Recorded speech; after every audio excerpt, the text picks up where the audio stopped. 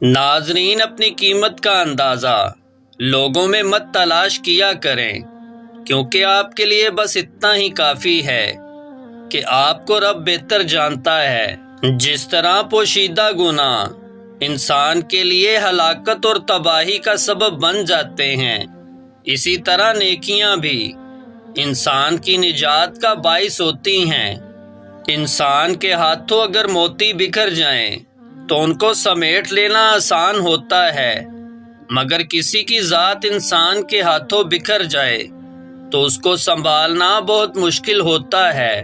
جھوٹ کو سب سے زیادہ خطرہ سوال سے ہوتا ہے، اور سچ کو ہمیشہ سوال سے دلچسپی ہوتی ہے۔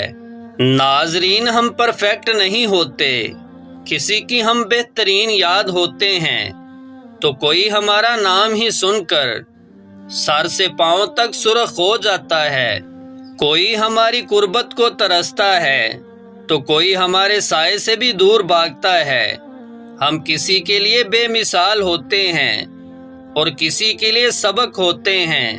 گھر میں موجود کچھ چیزیں ہی ہمارے گھر سے اللہ کی رحمت اور برکت کو ختم کرنے کا سبب بنتی ہیں، اور ہم ان کو سمجھ نہیں پاتے۔ جو چیز خلوص و دل سے بنا کر احترام سے پیش کی جائے گی اس میں برکت ہوتی ہے۔ بندے کی بہتری کس میں ہے، خدا بندے سے بہتر جانتا ہے۔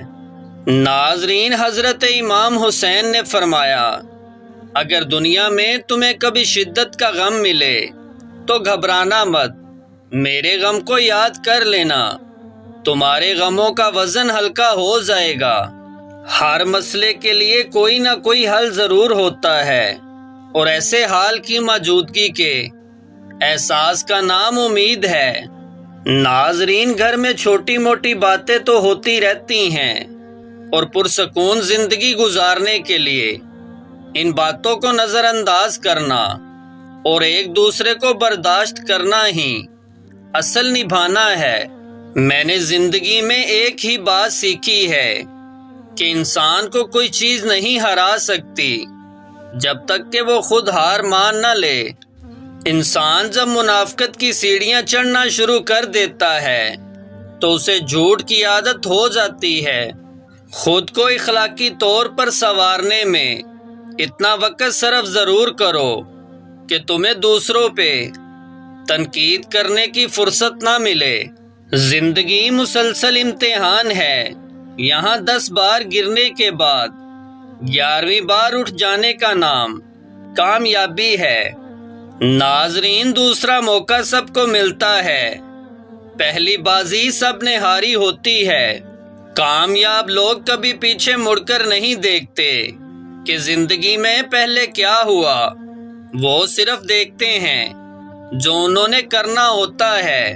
غلطیاں نہیں کریں گے تو پتہ کیسے چلے گا کہ کون کون ہمارے گرنے کا انتظار کر رہا ہے۔ ڈرنے والوں کو ہی لوگ ڈراتے ہیں، سہارے ہی تو بے سہارا کرتے ہیں۔ خاموش بیٹھتے ہیں تو لوگ کہتے ہیں اداسی اچھی نہیں، ذرا ہنس لو تو وجہ پوچھ لیتے ہیں۔ ناف میں لہسن کا رس ایک قطرہ اور ایک قطرہ سرسوں کا تیل ڈال کر سویا کرو، 100 سال تک پیٹ باہر نہیں آئے گا۔ ہم ہمیشہ یہ سوچتے ہیں کہ دوسروں کی زندگی ہماری زندگی سے بہتر ہے، لیکن کبھی یہ نہیں سوچتے کہ ہم بھی اوروں کے لیے دوسرے ہیں۔ مطلب کی دنیا تھی، چھوڑ دیا سب سے ملنا، ورنہ یہ چھوٹی سی عمر تنہائی کے قابل نہ تھی۔